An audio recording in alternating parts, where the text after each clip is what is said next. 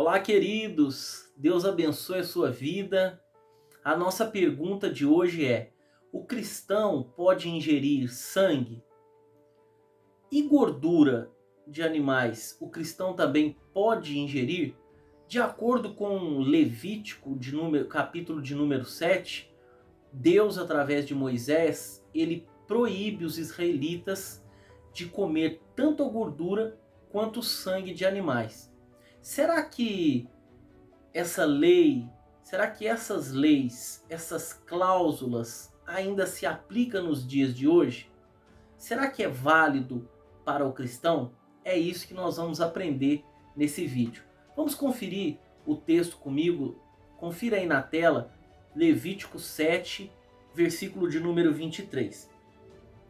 Fala aos israelitas: não comereis nenhuma gordura de boi, nem de carneiro, nem de cabra. Então aqui, meus irmãos, o texto está bem claro, né? A proibição de comer a gordura de 3 classes de animais: do boi, do carneiro e da cabra. Esses animais eram exatamente os animais que Deus escolheu para que fosse oferecido no tabernáculo as ofertas, ou seja, os sacrifícios, para que os israelitas pudessem ter perdão de pecados, para que eles pudessem ter comunhão com Deus, para que eles pudessem também trazer um sacrifício, uma oferta de agradecimento. Então foi essas 3 classes de animais que Deus proibiu os israelitas de comer a gordura. Não poderia se comer a gordura. Acompanhe comigo a sequência do texto, versículo 24. A gordura do animal que morrer por si mesmo ou é dilacerado por animais selvagens poderá servir para qualquer outro fim, mas não poderá ser comida de maneira alguma. Aqui Deus então está dizendo, ele está falando a respeito de animais que eram mortos no dia a dia, seja no aprisco, seja no campo, ou morria de morte natural, ou animais selvagens matava o boi, a cabra, o carneiro. Deus está dizendo aqui que de maneira alguma poderia se comer a gordura e nem a carne também poderia se comer. Por quê? Porque esses animais, devido à morte que eles morreram, eles não poderiam ser ingeridos porque eles eram tidos como impuros. Então, se comesse aquela carne, a pessoa que comeu também se tornaria impura e ela não poderia se achegar diante de Deus para oferecer seus sacrifícios. Porém, poderia-se usar aquela gordura para uso do dia a dia, sem ser ingestão de alimento.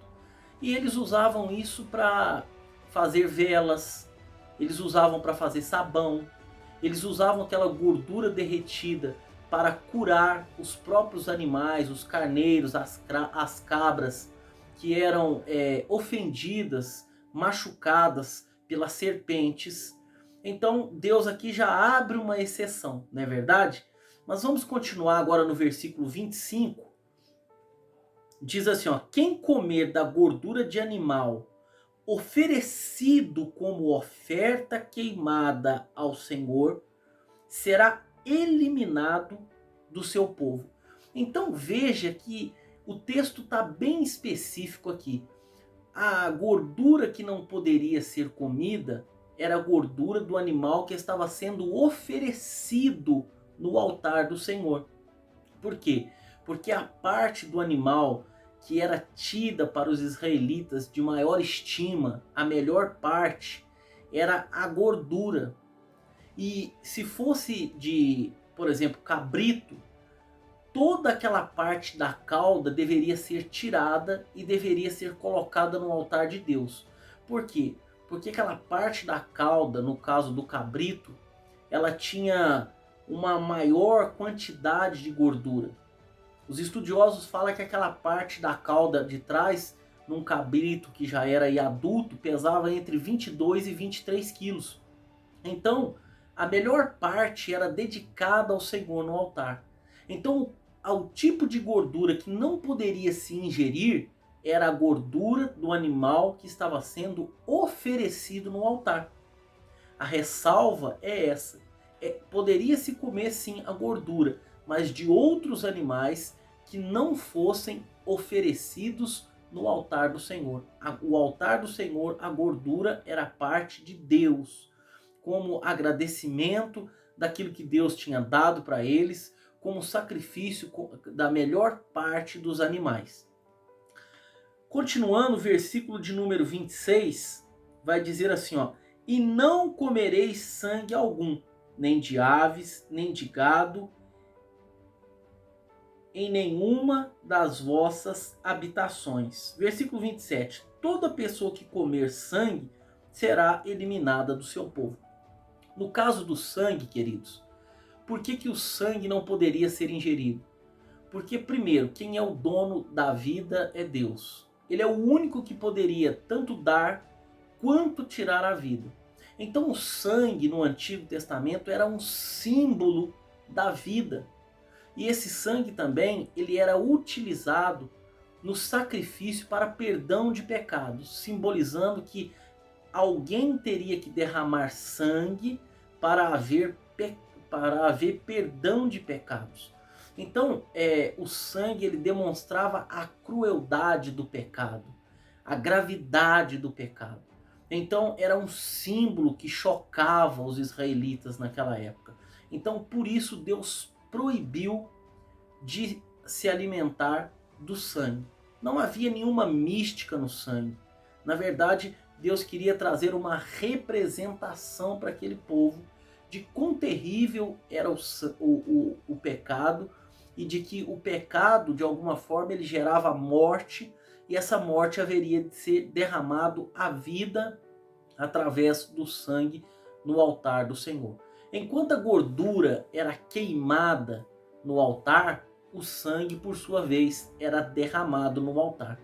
Mas existe um texto no Novo Testamento muito interessante que eu quero que você leia comigo, que é Romanos capítulo 14, versículos 14 e também o 15. Confere aí na tela comigo. Por estar unido com o Senhor Jesus, eu estou convencido de que nada é impuro em si mesmo. Mas se alguém pensa que alguma coisa é impura, então ela fica impura para ele. Versículo 15. Se você faz com que um irmão fique triste por causa do que você come, então você não está agindo com amor. Não deixe que a pessoa por quem Cristo morreu se perca por causa da comida que você come. Olha que interessante. Então aqui o apóstolo Paulo, ele está falando nesse capítulo 7 a respeito de alimentos. E ele está dizendo que na verdade nada é impuro, a não ser para aquele que tem os olhos impuros, para aquele que vê a coisa como impura, então na mente dele ele se torna impuro. Mas aí Paulo também, ele faz um destaque, ele fala, olha, se você tem um irmão fraco, que acha que aquilo é pecado, que você não pode alimentar de determinada comida, então não coma, para que você não venha fazer com que ele fique fraco na fé. Ou seja, você não está agindo em amor. Paulo aqui então está dizendo definitivamente que nada é impuro, meus irmãos. Por quê? Porque na verdade a salvação, ela não vem por méritos humanos. A salvação, ela vem pelo sacrifício de Jesus na cruz.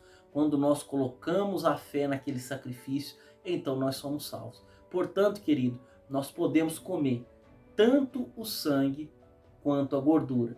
Deus te abençoe, forte abraço.